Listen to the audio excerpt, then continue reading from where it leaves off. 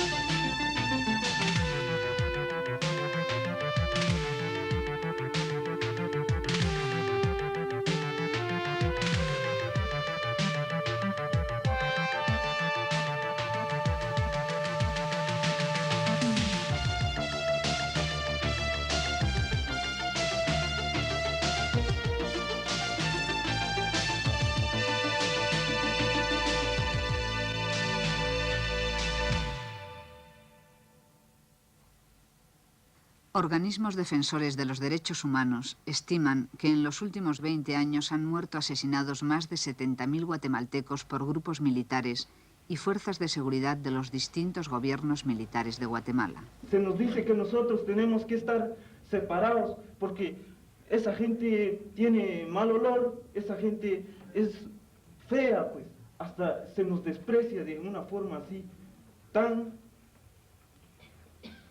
racialmente que nosotros no entendemos por qué, pero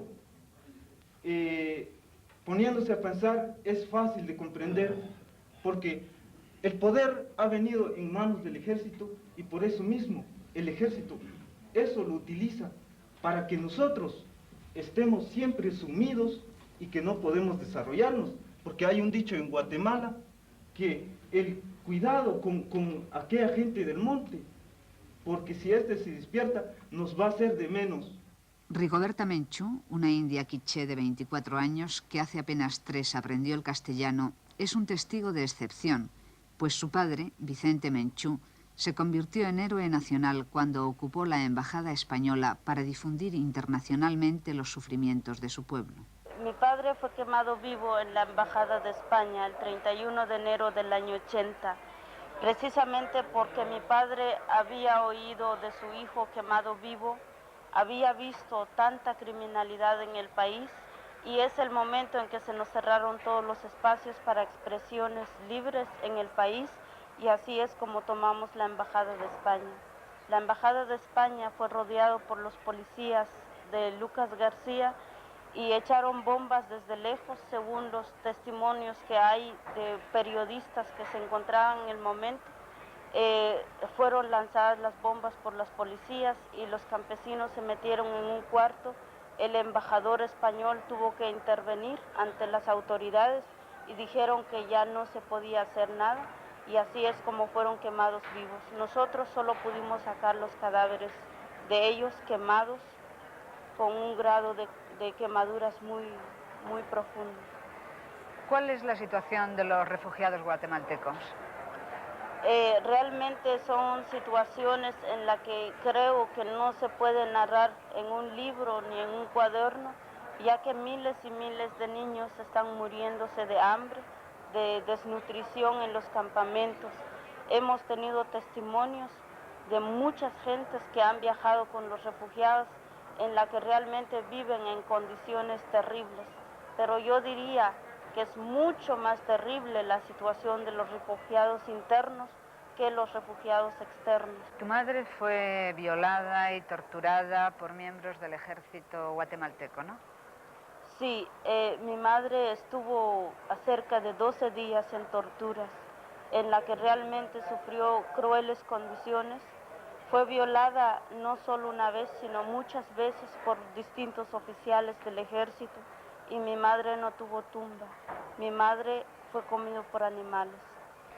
¿Es frecuente esta práctica de la violación por parte del ejército guatemalteco? ¿Muchas mujeres guatemaltecas la sufren o es una situación excepcional de tu madre? Sí, realmente el caso de mi madre es un pequeño hecho, ya que miles y miles de mujeres guatemaltecos afectadas en la misma manera y que hemos tenido conocimientos, testimonios de amigos, de compañeros, en la que sus madres han sido abiertos del estómago con sus niños con sus niños en el vientre. Y es una situación terrible en la que realmente muchas mujeres son quemadas, especialmente nuestras ancianas. Y en Guatemala, para nosotros los indígenas, nuestras mujeres ancianas prácticamente es un libro en la que nos transmiten la cultura, la vida, su experiencia. Y eso son las cosas más terribles, que es igual que también violar una madre.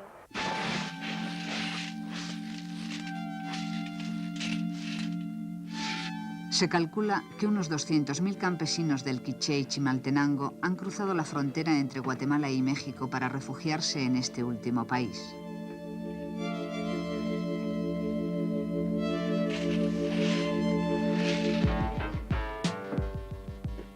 Obligados por la acción antiguerrillera, los campesinos guatemaltecos se adentran en el sur de México, en el estado de Chiapas, donde han surgido decenas de campamentos, la mayoría de los cuales son de difícil acceso, pues se encuentran perdidos en la selva lacandona.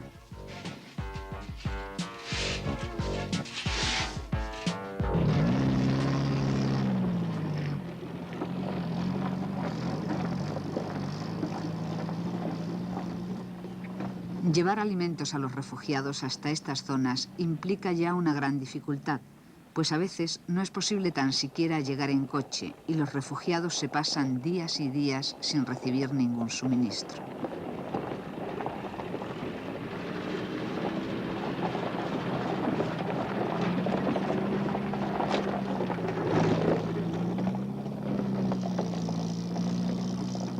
El 86% de la población guatemalteca es indígena, pero tan solo tiene el 18% de la tierra cultivable del país, mientras que los latifundistas poseen el 62%.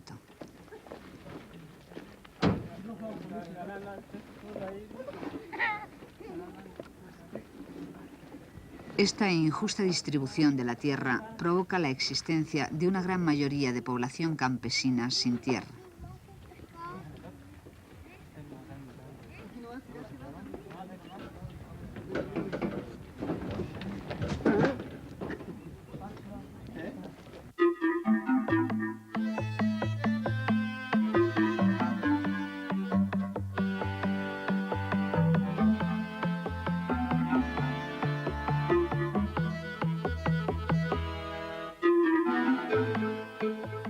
El campesinado guatemalteco ha sido engañado durante años con la esperanza de una reforma agraria que nunca llega.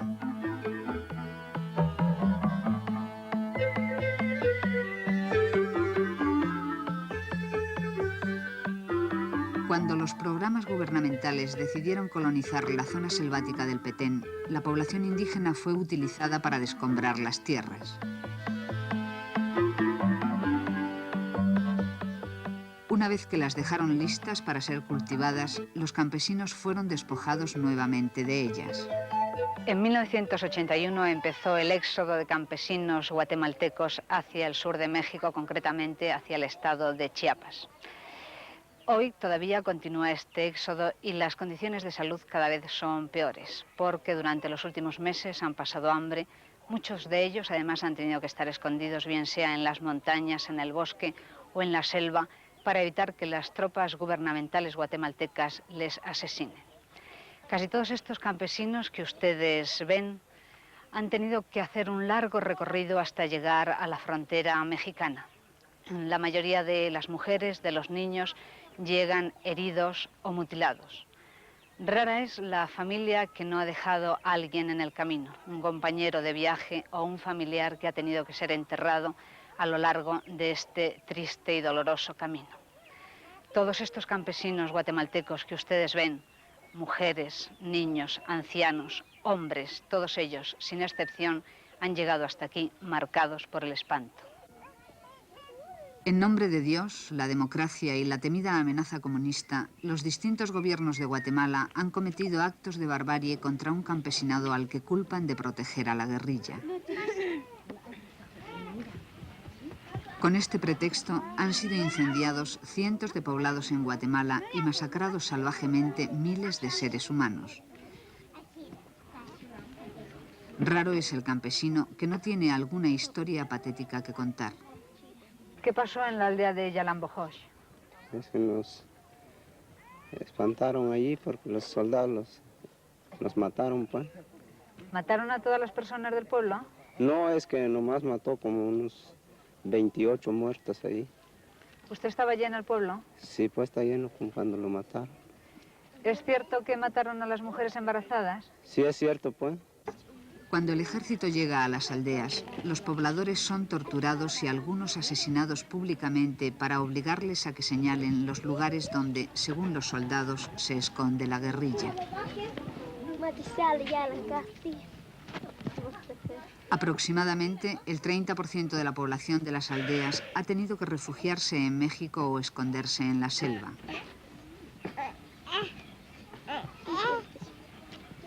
Gran parte de esta desesperada población que huye son niños menores de 14 años y jóvenes mujeres entre 15 y 25 años que ya se han quedado viudas. ¿Cuántos hijos tienes? 6. ¿Cuántos años tienes? 30 años. ¿Tienes comida suficiente para todos tus hijos? No, solo frijol. ¿Cuántos hijos tienes? 2. ¿Qué edad tienes? 25. ¿Cada cuánto tiempo viene aquí el médico? Viene aquí por cada 2 o 3 meses viene. Y si se ponen enfermos de urgencia, ¿qué es lo que hacen? Lo que hacemos vamos a llevar los enfermos ahí en la clínica. ¿Pero está muy lejos? No, aquí queda como 3 kilómetros. ¿Tienen que ir a pie? Sí, a pie. Los refugiados guatemaltecos sufren las enfermedades típicas que produce el hambre, como la desnutrición de los niños, la tuberculosis de los adultos y también afecciones que provoca la falta de higiene, como son la conjuntivitis crónica y la vaginitis, además de la enfermedad endémica de la zona, el paludismo.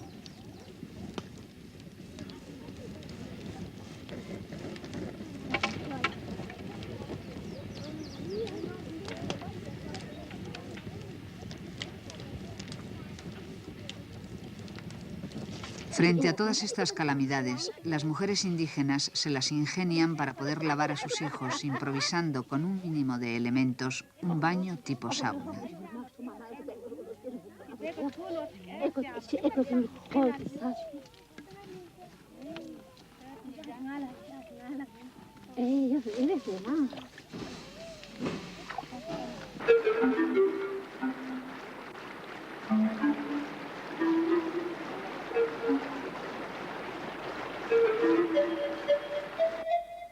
Este refugiado trata de sobrevivir por sí mismo, cultivando en un terreno mínimo. ¿Por qué siembran tan poco maíz? Pues es que no tenemos terreno, solamente así atrásito de los ranchitos sembramos unos brazaditas de milpa porque no tenemos dónde. Prestamos unos poquitos, pero no conseguimos. Más afuera, pues, no nos dieron terreno, solamente. Entonces, ¿de qué comen? ¿Solo de lo que les traen? Sí, pues, y cambiamos unos otro poco de ayuda, ¿eh? Para ayudar lo poco que nos traen ustedes, nosotros lo ayudamos otro poco, ¿sí? Así lo vamos pasando los tiempos ahorita. Pero tienen poca comida, ¿no? Tenemos muy escaso, ¿sí?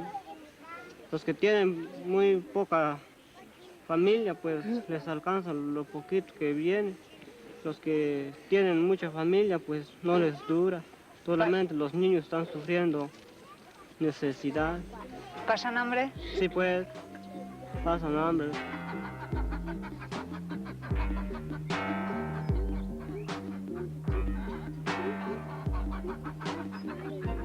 En el mundo hay 12 millones de refugiados. En el caso concreto de Latinoamérica, son los campesinos de El Salvador y Guatemala quienes viven la situación más dramática, pues en numerosas ocasiones no tienen ni campamentos donde refugiarse.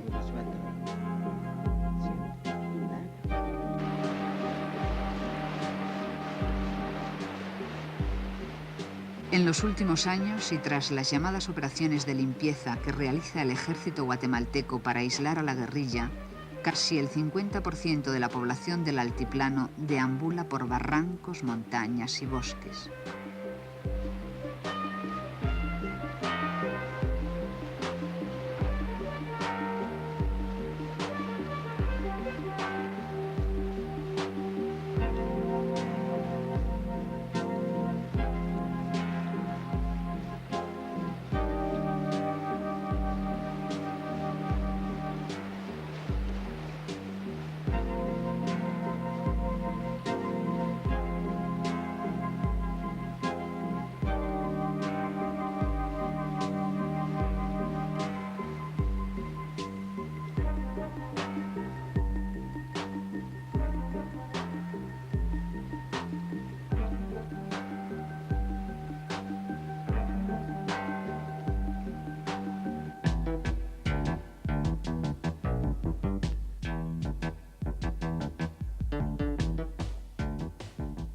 Este es el legendario paso del Khyber, o Khyber Pass, como le denominan los pakistaníes.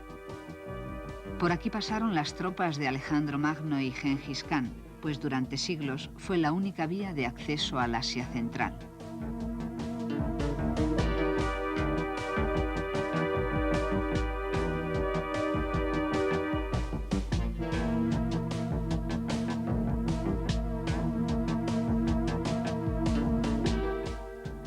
En este impresionante desfiladero puede verse todavía el camino que trazaron los mogoles para el paso de las caballerías, el que hicieron los ingleses mientras dominaron el subcontinente indio y la carretera que recientemente ha hecho el gobierno pakistaní.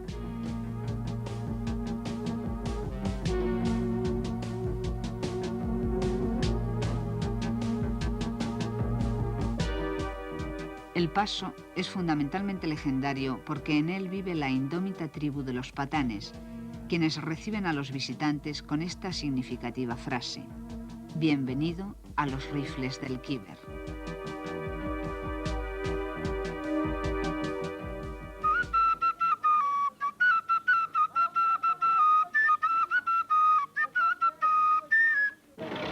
Desde que Afganistán fue invadido en la Navidad de 1979 por las tropas soviéticas, el paso del Khyber ha quedado cerrado por ser el principal punto de acceso entre Pakistán y Afganistán.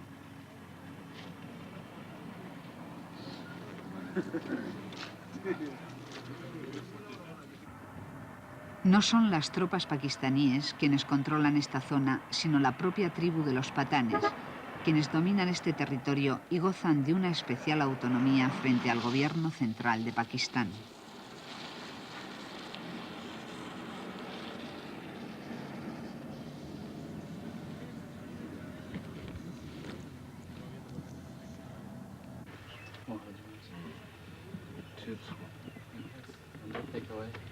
Un grupo de patanes nos han invitado a una deliciosa taza de té verde. Los patanes son un grupo étnico que viven a ambos lados de la frontera entre Afganistán y Pakistán. A cualquiera que haya leído una novela de Kipling, este nombre no les resulta nada extraño, porque las tropas de los patanes vencieron en numerosas ocasiones a las tropas británicas aquí en el legendario paso del Khyber. Los patanes también son famosos por sus constantes disputas, siempre sobre mujeres, dinero o tierras. Esto ha hecho que a lo largo de los siglos todas estas tribus no se hayan podido unificar.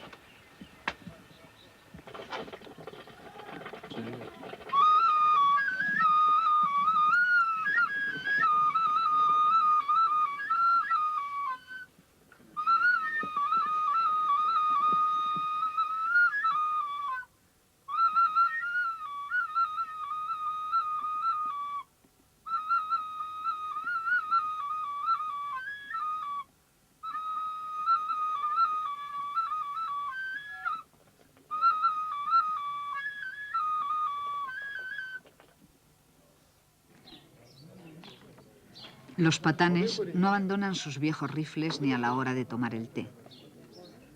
La vida de estas tribus está centrada en la defensa de su territorio, en el estricto sometimiento de sus mujeres y en el control de la heroína y el hachís afgano con el que se trafica en esta zona. Las casas están construidas sin ventanas en la primera planta y toda la vida transcurre hacia el interior del patio para que las mujeres no puedan ser vistas.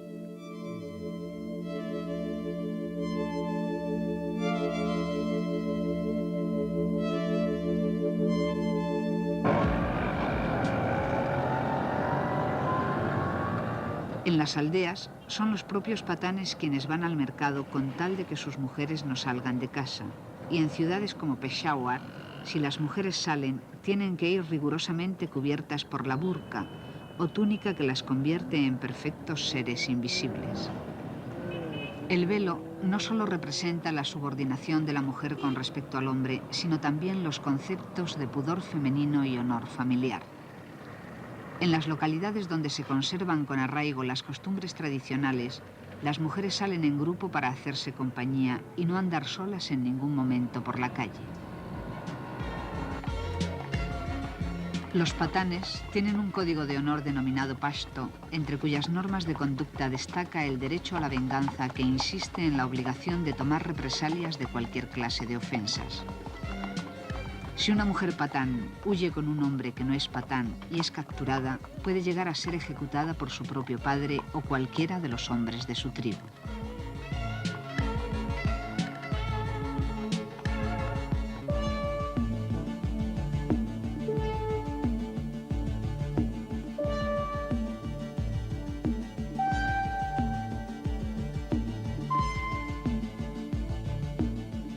En los conflictos personales entre hombres hay un sistema de compensación que se valora en unidades de kun. Un hombre muerto equivale a un kun, una mujer muerta equivale a medio kun, de donde se deduce que en el universo de los patanes una mujer vale la mitad de un hombre.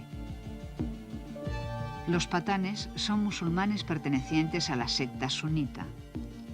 Son tan estrictos en sus creencias religiosas que, como suele decirse, la mujer está prohibida incluso después de muerta, pues en algunas zonas solo los parientes más cercanos están autorizados a llevar el féretro de la difunta, mientras que en el entierro de un hombre todo el mundo ayuda a llevar la caja.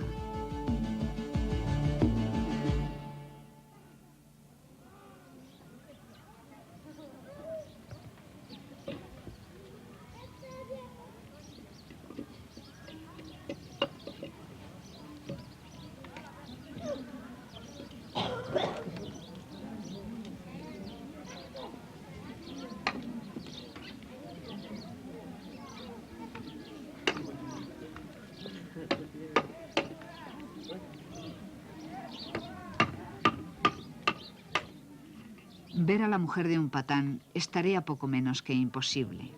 Excepcionalmente, y si eres mujer, puedes obtener el permiso del jefe de familia para sacar una fotografía de la mujer más anciana del clan familiar, quien a su vez manda sobre las mujeres más jóvenes encerradas tras esta puerta donde nuestras cámaras ya no tuvieron acceso.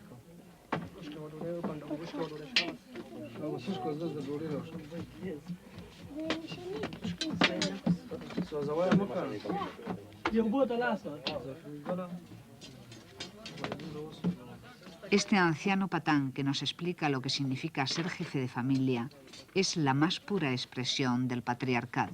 El jefe de familia es el responsable de enseñar a todos los miembros de la familia la educación religiosa y las buenas costumbres que hay que observar en la vida.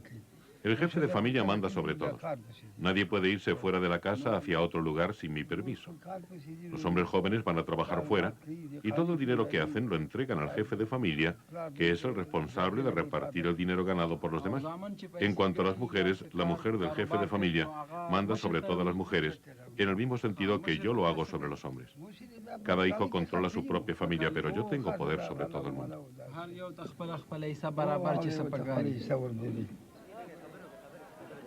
Todos los actos de la vida de los patanes están regidos por la más estricta observación de la ley islámica, hasta el corte de pelo.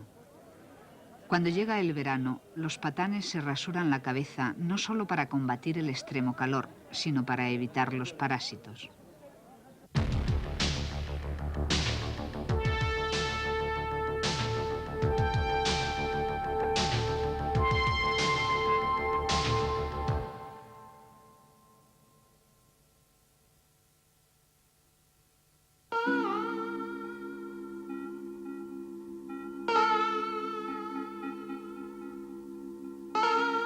En esta provincia fronteriza del noroeste, donde viven los patanes pakistaníes, es donde se han asentado los refugiados afganos pertenecientes también a dicho grupo étnico.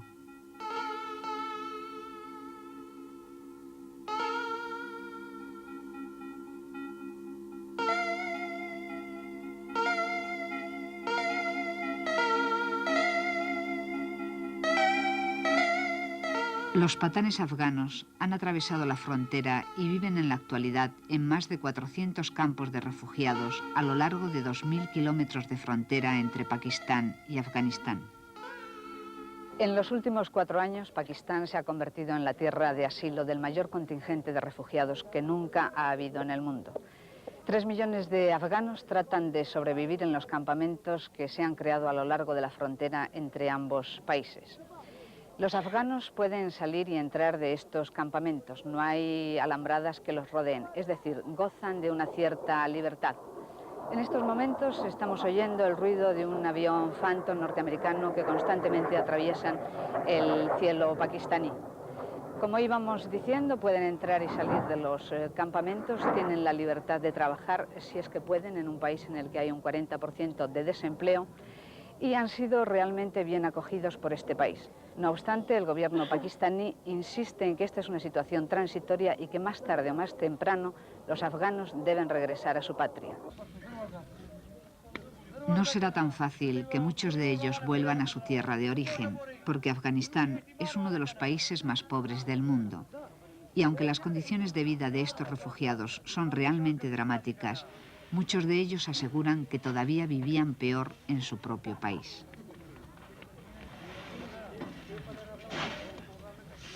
En estos campos se ha concentrado el 15% de la población de Afganistán, que recibe ayuda del gobierno pakistaní, asistido a su vez por las ayudas internacionales que llegan de Estados Unidos, los países de Europa Occidental y el Alto Comisionado de las Naciones Unidas para los Refugiados.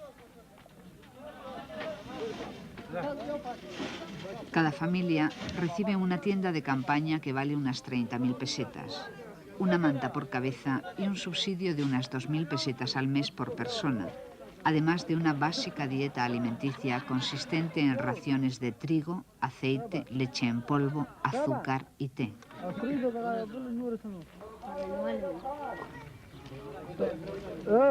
El 6% de las personas que viven en este campamento padecen de tuberculosis. La tuberculosis es una enfermedad endémica en Afganistán. Muchos de ellos ya la traían cuando atravesaron las montañas para llegar hasta Pakistán, pero otros muchos la han contraído al llegar aquí, dadas las malas condiciones de vida en las que están. Todas estas personas que ustedes ven toman como máximo al día un té por la mañana y luego una torta de pan. Eso es todo.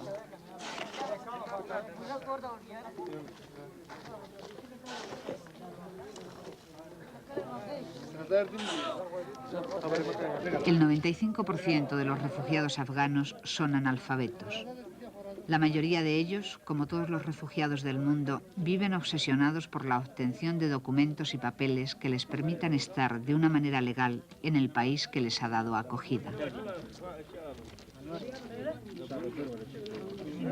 La mayoría de estos afganos no tenía ningún tipo de documentación en su país de origen y como muchos de ellos eran nómadas, estaban acostumbrados a atravesar la frontera entre Afganistán y Pakistán sin más credencial o pasaporte que su propio rebaño de ovejas. En esta sociedad islámica que prohíbe a las mujeres permanecer en público, son los hombres quienes se ponen en contacto con los representantes del gobierno y controlan los canales de distribución de los alimentos.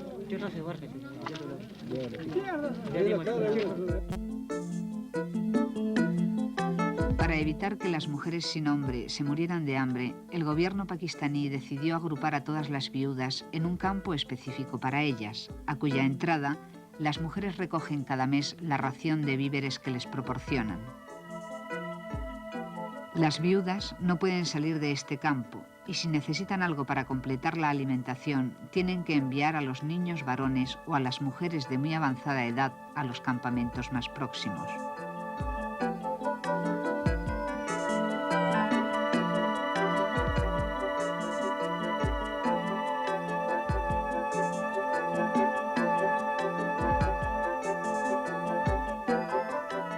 También se ha instalado en el campo un dispensario médico al cual tampoco tuvimos acceso. Solo pudimos tomar estas imágenes desde el exterior.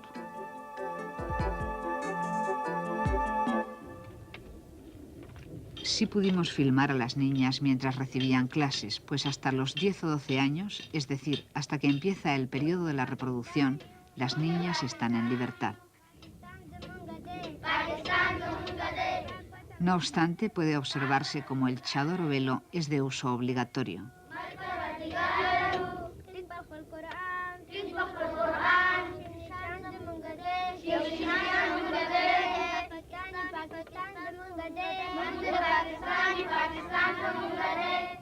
Muchas de ellas han aprendido ya a cubrirse la boca con pudor. Todas estas niñas son huérfanas de muyahidines que han muerto en enfrentamientos con las tropas soviéticas.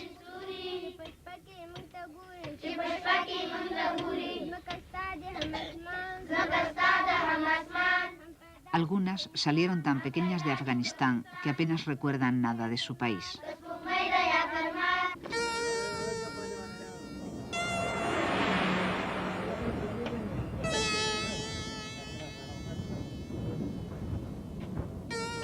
Entre los refugiados afganos se observa un cierto deseo de asentamiento que ha desbordado las previsiones del propio gobierno pakistaní. Al principio los afganos vivían todos en tiendas de campaña. Luego el gobierno de Pakistán poco a poco les ha permitido que se hagan casas de barro, de adobe, para que puedan combatir las inclemencias de un clima que es terriblemente tórrido en verano y muy frío en invierno.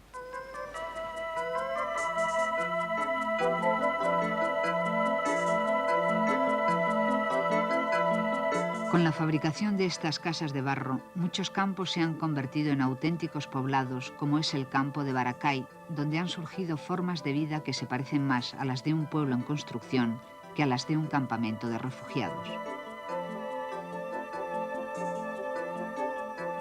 Obviamente, en estas casas de adobe no hay agua ni luz, ni existe un mínimo alcantarillado.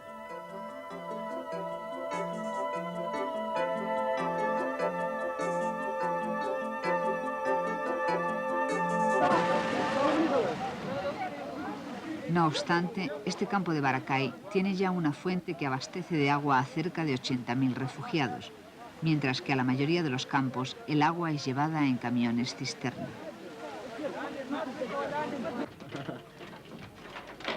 Han surgido pequeños comercios, aunque sean tan precarios como este.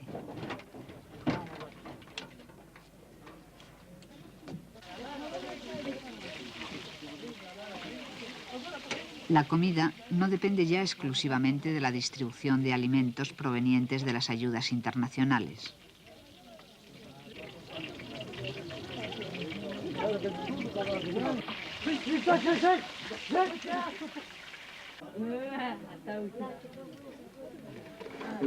Los habitantes de este campo tienen ya un cierto poder adquisitivo para comprar carne. Incluso podría hablarse de la existencia de un par de restaurantes.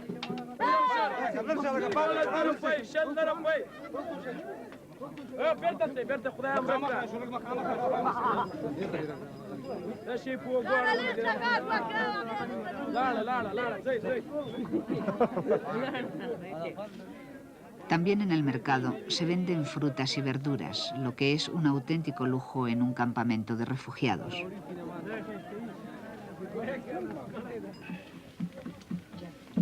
Uno de los mayores problemas que tiene el gobierno pakistaní es facilitar combustible a los refugiados afganos.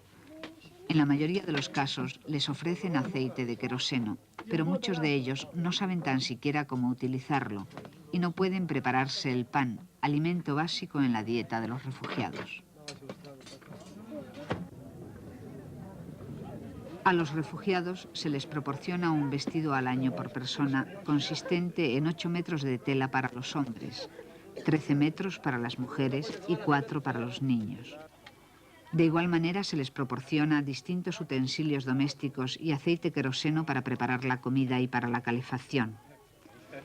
En zonas tan frías como el Baluchistán, los 18 litros de queroseno por familia al mes ascienden a 29 litros en los 3 meses de invierno.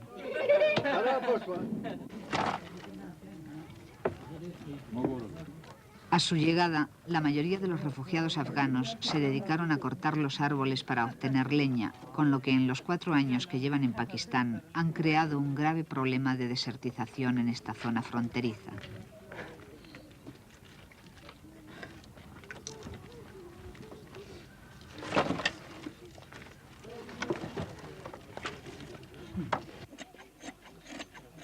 Aunque la mayoría de los refugiados son patanes y hablan el pashto, hay otros grupos étnicos, como los otomanos, que hablan el farsi, lenguas ambas distintas del urdú, idioma oficial de Pakistán. Todo ello ha creado un problema más a la hora de querer integrar en los mismos campos a refugiados que hablan lenguas distintas y pertenecen a grupos étnicos muy diferentes.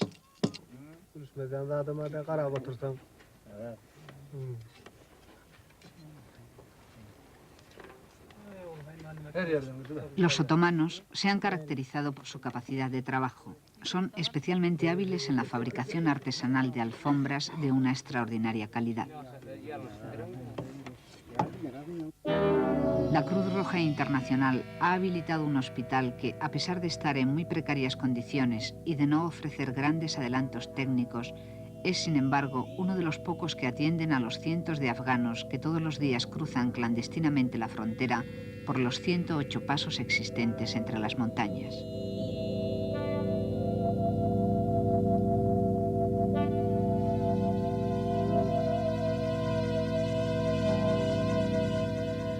Sin duda alguna, el mayor drama de los refugiados afganos es la continua llegada de heridos y enfermos a los hospitales de Peshawar. Muchos de los heridos son civiles, mujeres, niños y hombres que vienen huyendo de los bombardeos.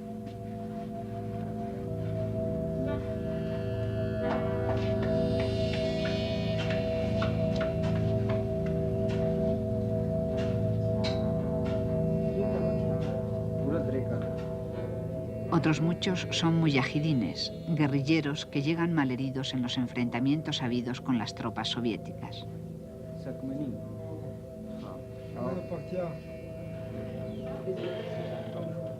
Algunos llegan con el rostro destrozado porque les ha estallado una bomba antipersona que no está hecha para matar de inmediato, sino para mutilar, gangrenar, desangrar o desestabilizar psicológicamente a la población.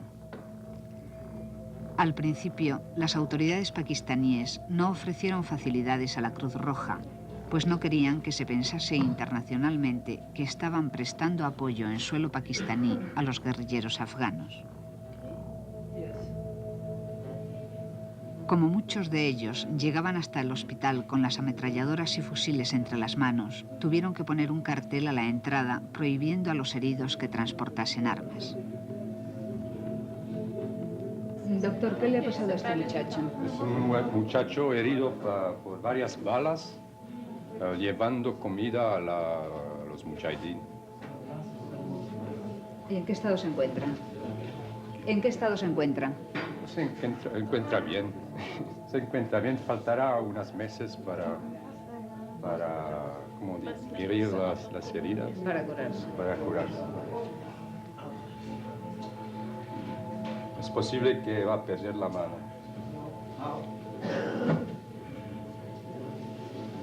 La pierna está rota también.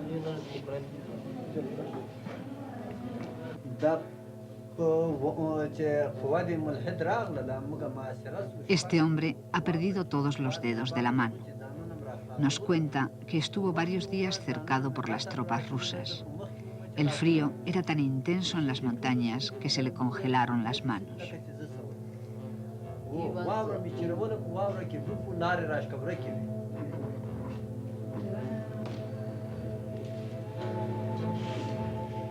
Un caso muy frecuente es el de los que llegan con los pies congelados. La mayoría vienen huyendo, caminando durante días y días sobre la nieve.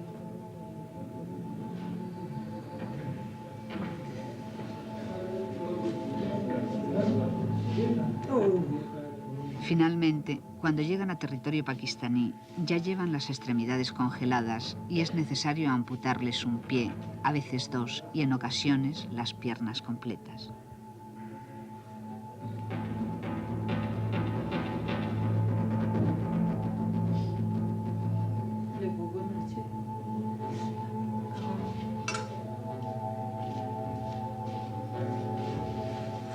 Los que no saben todavía que van a quedar mutilados hablan de su recuperación y del deseo de volver a la lucha.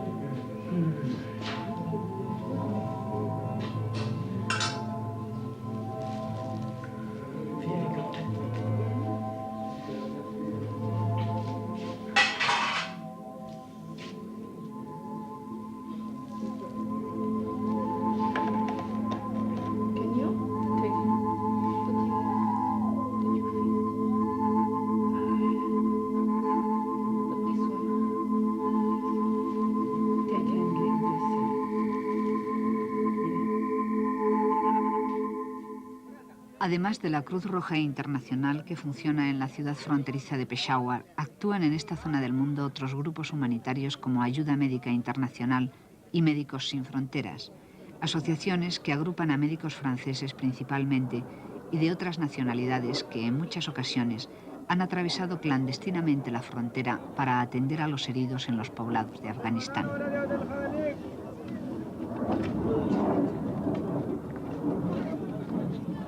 La mayoría de las operaciones se realizan siempre en precarias condiciones y con un mínimo instrumental médico. Uno de los problemas mayores es la falta de sangre. Esta suele llegar vía Alemania o Inglaterra un par de veces a la semana, pero muchos de los heridos mueren por falta de sangre.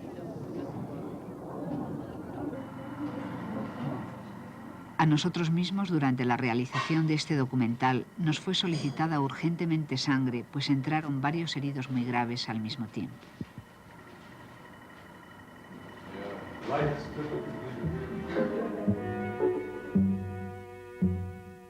Si bien es cierto que en este hospital las condiciones de higiene y prestación de servicios no son óptimas, podría decirse que las condiciones psicológicas son inmejorables, pues en un principio los médicos, como en casi todos los hospitales del mundo, no dejaban entrar a los familiares, pero ante la falta de enfermeras y de auxiliares decidieron aceptar la ayuda de los propios familiares.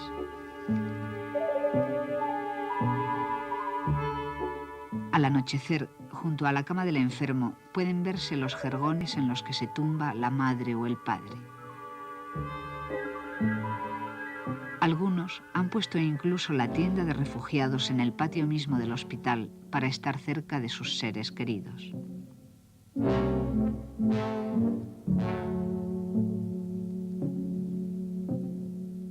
Esta madre no abandona un solo momento a la hija que ha quedado hemipléjica. Esta pequeña echa a andar bajo la vigilante mirada del abuelo.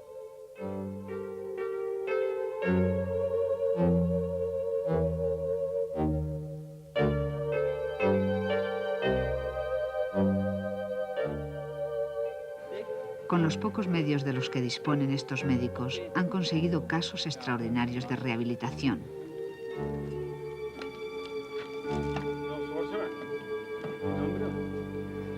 A este hombre le han devuelto la capacidad de andar con una pierna artificial absolutamente rústica, pero muy útil para poder trabajar de nuevo.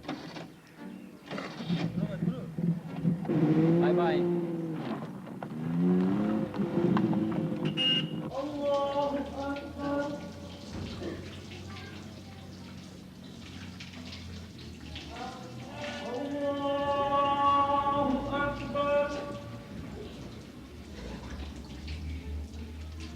Desde hace 4 años, los muyahidines continúan haciendo la guerrilla incansablemente, aunque la desproporción de fuerzas es evidente.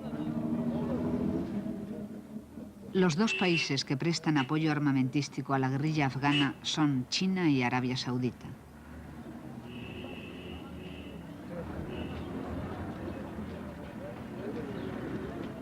Presumiblemente, los guerrilleros afganos también se proveen de armas en la ciudad de Darra, a unos 40 kilómetros de Peshawar.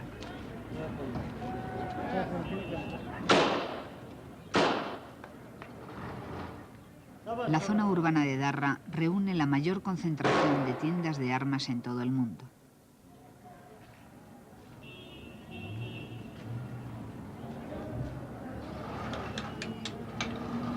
En realidad, la aldea no es más que una calle en la que se alinean unas 200 casas, que a la vez son taller y comercio donde se fabrican artesanalmente armas a imitación de las más importantes que hay en el mercado internacional. Desde hace un par de años, el acceso a la ciudad de Darra está prohibido por las autoridades pakistaníes a toda persona que no lleve un permiso especial, pues en esta ciudad se vive del tráfico de la droga y de los pequeños talleres artesanales donde se afanan en reproducir pieza por pieza toda clase de armas.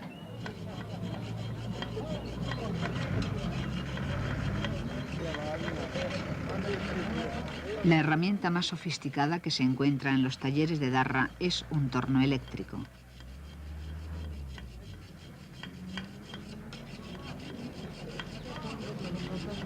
Pero con limas, paciencia y tiempo, estos increíbles artesanos construyen desde cañones y morteros hasta bolígrafos pistola.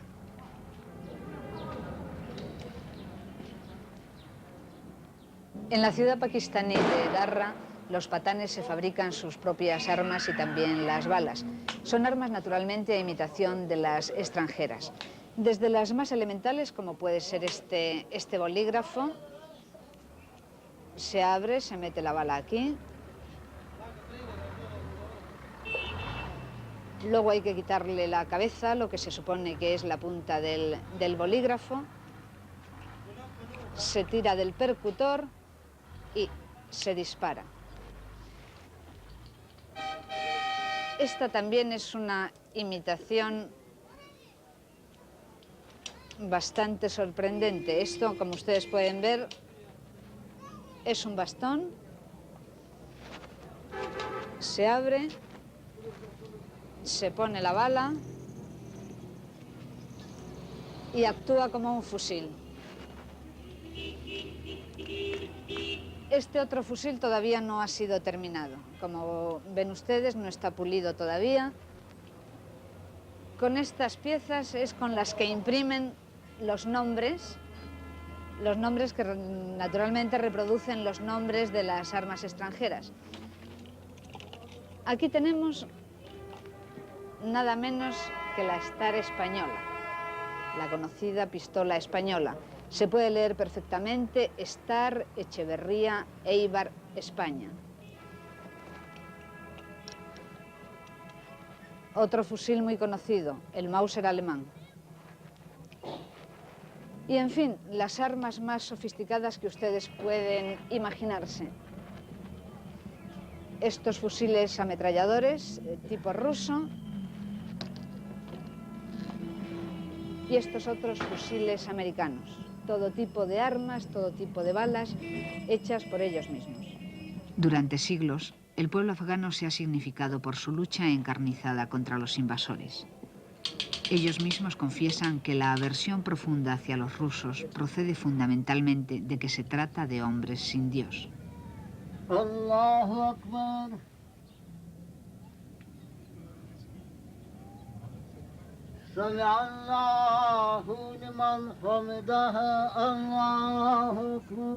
Los muyahidines afganos creen en la yihad, que es la obligación de guerrear contra el infiel, y en la sharia, o modo de vida islámico. El ideario de los 7 grupos principales que integran la guerrilla afgana puede resumirse en una norma religiosa.